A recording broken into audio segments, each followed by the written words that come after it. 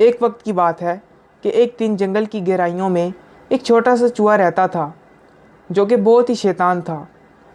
چھوٹا سا چوہا جنگل کا سب سے چھوٹا جانور تھا، لیکن اس کی آواز کافی زوردار تھی۔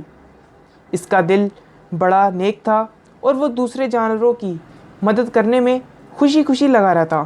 ایک دن جب چوہا اپنے دوستوں کی طرح جنگل کی سیر کر رہا تھا کہ اچانک ایک بھیڑیا سیاہ رنگ کا آ کر اس کے سامنے آ گیا۔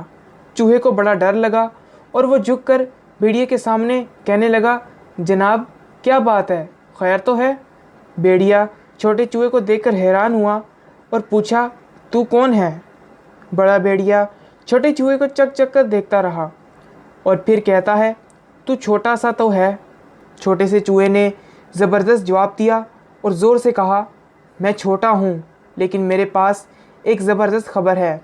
میں نے سنا ہے کہ آج رات جنگل کے باشندوں کے درمیان ایک خوفناک شیر آنے والا ہے۔ بڑا بھیڑیا چوہے کی یہ بات سن کر اچانک پریشان ہو گیا۔ وہ پوچھتا ہے، کیا تو یہ بات سچ کہہ رہا ہے یا پھر تو جھوٹ بول رہا ہے؟ چھوٹا چوہا ہنس کر کہتا ہے، جی ہاں، میں نے خود یہ دیکھا ہے اور جنگل کے باشندے بھی اس خبر کو سن کر پریشان ہو گئے ہیں۔ بڑا بھیڑیا گھبرا گیا اور سوچنے لگا کہ کیا کرنا چاہیے۔ اس پر چھوٹے چوہے نے مدد کرنے کی پیشکش تجویز کی۔ آپ جنگل کے باشندے کو بتا کر سب کو احتیاط کرنا چاہیے۔ وہ اپنی حفاظت کی تیاری کر سکتے ہیں اور شیر کو روک سکتے ہیں۔ بھیڑیے نے چھوٹے چوہے کی پیشکش کو قبول کیا اور جنگل کے باشندوں کو خبر دے دی۔ وہ سب نے فوراً احتیاطی تدابیر اٹھائیں اور جمع ہو کر جنگل کی سرحدوں کو محفوظ کرنے لگے۔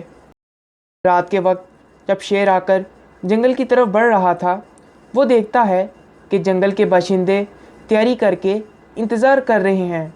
شیر نے جنگل کی طرف آگاہی کی نظر دیکھی اور واپس آ گیا کیونکہ وہ ڈر چکا تھا۔ اس کو ڈر تھا کہ کہیں یہ سب جنگل کے لوگ مجھے مار نہ دیں۔